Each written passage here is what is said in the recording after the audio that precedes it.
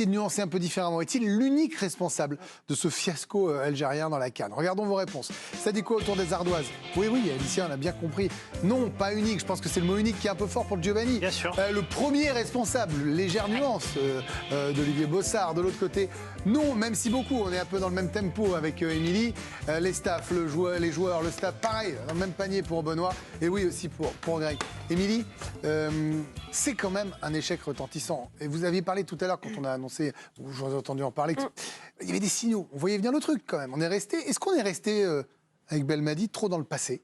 On est resté sur ce qu'il y avait de beau, on est resté sur 2019 et je pense qu'on voulait y croire. Après, ce que je vous donne aussi, c'est l'interprétation qu'on a en France, parce que si vous lisez et si vous suivez des médias algériens, ils n'avaient pas du tout la même interprétation que nous quand on disait que l'Algérie était favorite ou en tout cas qu'on voulait les voir aller très loin. Donc le cas du coach, ça fait un petit moment qu'il le traîne. Je reprends aussi les arguments que tu donnais tout à l'heure, Giovanni, en début d'émission, sur le fait que... C'était il y a 2 heures, vous pouvez vous les approprier. Vous les lu les arguments, un truc il y a 2 heures, personne ne saura. Les sources. Mais sur ça, pour moi, là où il a vrillé aussi, c'est sur sa communication avec les médias. Et quand je dis ça, c'est-à-dire qu'il est devenu très arrogant. En plus, vous êtes arrogant, vous ne faites pas forcément les bons choix. Mais je continue de dire quand même qu'il n'est pas le seul responsable, parce que ce n'était pas des peintres qu'il y avait dans son équipe et que personne n'a rien fait. Hier, la Mauritanie, pour moi, pour ceux qui n'ont pas vu le match, c'est comme si vous le compariez à un match de Coupe de France, où tu as une N3 qui suit... Première victoire dans la CAN de la Mauritanie. Qui rencontre une Ligue 1. Et en fait, ce que vous pouvez en tirer, c'est... les joueurs ont mouillé le maillot. C'est-à-dire que ça a été de l'intensité. C'est pas le plus mauvais match de leur vie. Par contre, ils ont été jusqu'au bout. La Mauritanie a été jusqu'au bout, alors que l'Algérie avait les moyens d'eux. Et encore une fois, les joueurs n'ont rien fait. Et je pense que c'est le résumé des 3 matchs qu'on a vus, où en fait, il ne s'est rien passé. Vous parliez de ce contact avec la presse, de cette arrogance, de ce côté un peu paranoïaque, même sur la fin de parcours. Et vous voyez cette passe d'armes avec un journaliste algérien hier. De toute manière, toi, depuis le début, t'es en mission. Ouais. T'es connu, toi, des Z-Foot. Depuis le début, c'est comme ça.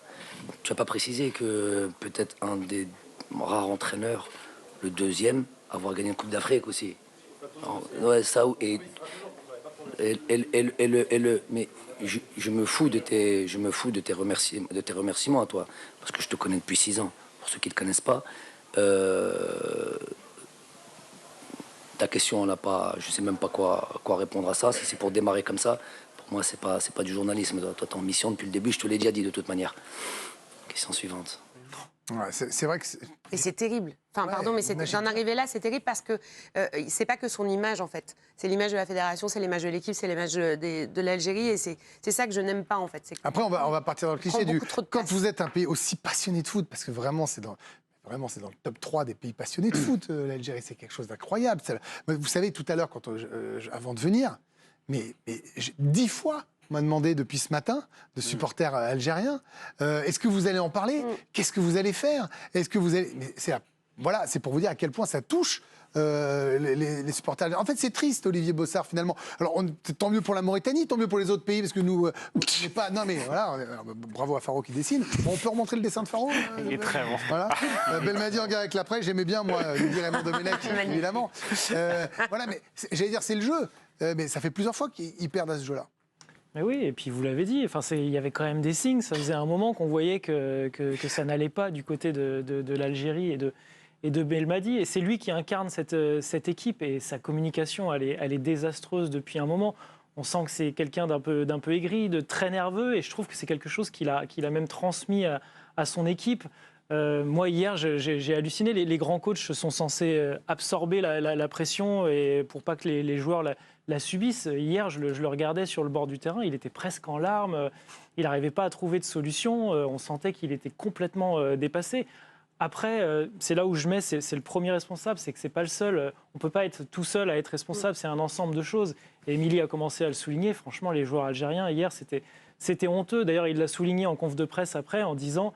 il y a un moment, il faut mettre un peu de pression. Et effectivement, ça, c'est les bases du foot. On vous apprend ça en poussin. À un moment, il faut aller mettre un peu de pressing. Et les joueurs adverses, les joueurs de la Mauritanie, ils étaient les seuls à aller au contact. Les joueurs algériens restaient à 5 mètres, n'y allaient pas, alors qu'il y avait besoin que d'un seul but. C'est de confiance, en se disant, pas besoin de faire grand-chose. On a l'impression qu'ils n'avaient même plus envie, en fait. Ils n'avaient même plus envie d'être là.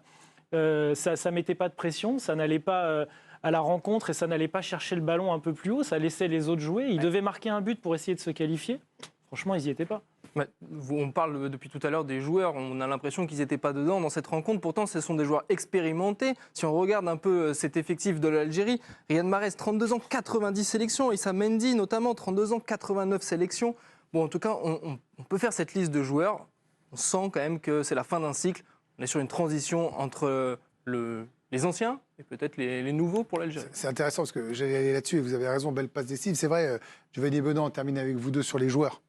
Il y a des noms importants, même mythiques pour le pays, vraiment, qui ont fait gagner l'Algérie. Est-ce que maintenant, il faut repartir sur une page blanche? Est-ce qu'il faut garder encore quelques-uns qui ont envie? C'est quoi la suite? Non, mais le problème, c'est que je trouve si on prend l'échec dans la dernière CAN, l'échec de cette CAN, l'échec en qualif de Coupe du Monde, moi, ce que je ne comprends pas, c'est comment la fédération, comment on a pu en arriver là. C'est-à-dire que d'avoir 3 échecs aussi importants de dysfonctionnement, parce que le vestiaire parle, on savait que c'était tendu, que c'était compliqué. D'ailleurs, tu as totalement raison. Et Émilie, que les médias locaux, eux, étaient extrêmement pessimistes, pas par rapport à la qualité de l'effectif, mais par rapport à ce qui se passait en interne.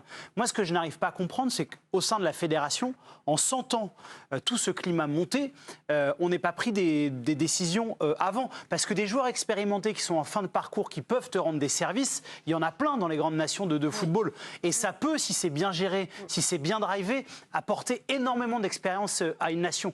Et là, sur le terrain, moi j'ai vu une équipe, clairement, le message c'était on ne veut plus jouer dans cette organisation-là. On est quoi, ils ont lâché le coach? J'aime pas dire ça. Si vous lâchez le coach en compétition internationale, vous lâchez le pays. Hein. Non, mais j'aime pas dire ça parce que pour le coup, j'ai pas ce niveau d'information et c'est fort comme propos. Mais en tout cas, moi, devant ma télé, en tant que simple spectateur, par moment, je me disais, c'est pas possible que des garçons de cette qualité-là, en termes d'investissement, ils en mettent pas un peu plus. Ça me paraît un peu gros. Bon, bah voilà, vous avez tout entendu. Vous allez pouvoir finir, Benoît, sur l'investissement des joueurs. Non, mais Benoît, il a connu ce genre de choses. Il a vu des changements de coach, ce genre de trucs. Alors, est-ce que vous avez senti ça aussi? Je sais que vous étiez à moitié sur Bordeaux, à moitié sur l'Algérie. Non, mais moi, effectivement, j'ai vu une équipe d'Algérie plutôt apathique.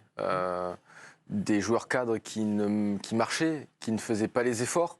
Et on sait très bien que pour l'Algérie, pour le pays, la CAN, c'est important de bien y figurer et de la gagner. Et quand on voyait l'investissement de certains joueurs cadres, c'est un problème de coach, ça? Forcément, on se pose des questions. Est-ce que c'est un problème de coach? Est-ce que c'est un excès de confiance parce que on a gagné la CAN il y a 2 ans et qu'on a un certain nom et que qu'on a joué dans des grands clubs et que voilà, souvent des fois il y a cet excès de confiance. Sauf que la CAN, Sadio Mané l'a très bien dit dans une interview avant la CAN. Il dit la CAN c'est très compliqué à jouer et il y a énormément de surprises.